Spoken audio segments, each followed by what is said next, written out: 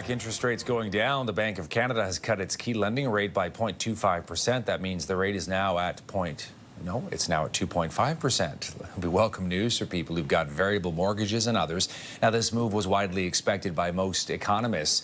Comes as there are worries swirling about the unemployment rate in our country, stubbornly high, 7.1%, among the worst in the G7. Only France is worse than Canada right now. And bigger concerns whether we may be heading into a recession. Behind it all, of course, President Trump's trade war in our country and all the instability targeting key sectors. New data on inflation from Statistics Canada showing consumer prices rose by 1.9% in August year over year. And that's also swirling into all of this. The Bank of Canada saying global economic growth is showing signs of slowing, and those Trump tariffs leading to a lot of uncertainty. Don Drummond is an economist, former chief economist at TD Bank. Don, good to see you. Thanks for taking the time for us today. Hey, welcome. So your take on this cut and what it means for people? Well, I'm always surprised when I hear the headlines that we get. Like, it's a good thing. It's great the Bank of Canada is cutting interest rates, but we all have to say it comes from a bad thing. The economy is weak, and particularly we've lost 100,000 jobs. So if you're faced with the prospect of a lower interest rate, a job, I think everybody would take a job. So let's just understand this is a modest effort from the Bank of Canada to provide some stimulus to an economy that has been weak over the last couple of months. And as you said, it will be of interest to somebody with a variable rate, and people are gently going back into variable rates. But over the last couple of years, people have basically vacated that spot, and most people have fixed rates. And it's not clear, we'll see when the dust settles, it's not clear that a cut in the bank rate will affect the longer-term bond yields and lower the fixed rate interest rate. So, yeah, it's better than not having an interest rate cut, but it's just softening the weakness we're seeing in the Canadian economy, and as the Bank of Canada is saying, basically the global economy. Yeah, and Don, talk to me a little bit about what you're watching for in the Canadian economy, given that weakness you're mentioning. I'm tending to look right through the short-term period. I'm very concerned over the longer run. We've built an economic model since 1989, well, in de facto even before that, of a very tight relationship with the U.S. economy. It made a lot of sense. It's right there, lower transportation costs. It's a very wealthy economy. 76% of our merchandise exports go to the United States. We had a trust. We had a free trade agreement. We don't have that trust.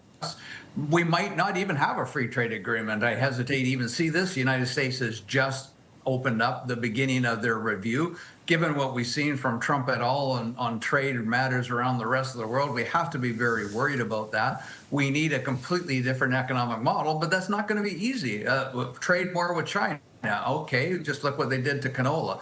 Look what they did if they don't like something else. They'll find some infestation in some of their grain export. Oh, India is a big economy. There's issues going on with India. And then, of course, we have our underlying weak productivity. Are we going to sell things into Europe? Well, France and Germany have got strong economies, actually with stronger productivity than we do. So that's my worry. I obviously would rather not have a recession, but I really worry about our longer-term sustained prosperity given what's going on, particularly with the U.S., and how that's affecting the global economy. Hey, Don, speaking of the U.S. Federal Reserve decision is coming in at 2 o'clock Eastern, so in about an hour and a half from now. How would that decision potentially impact the Canadian economy? How might it have weighed on the Bank of Canada's decision today? What's your read?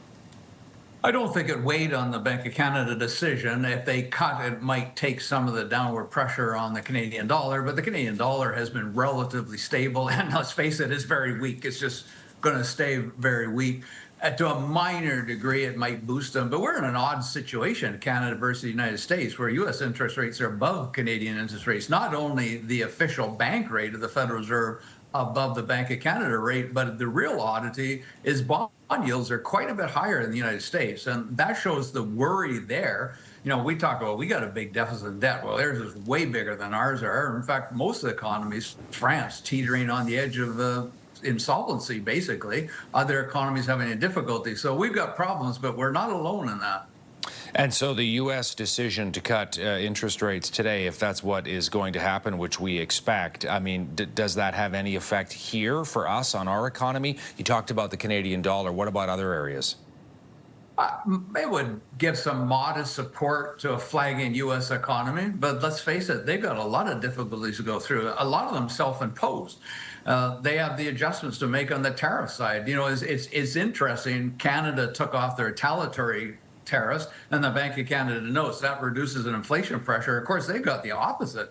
The effective tariff rate in the United States has risen to around 20%. It was around 2% in January.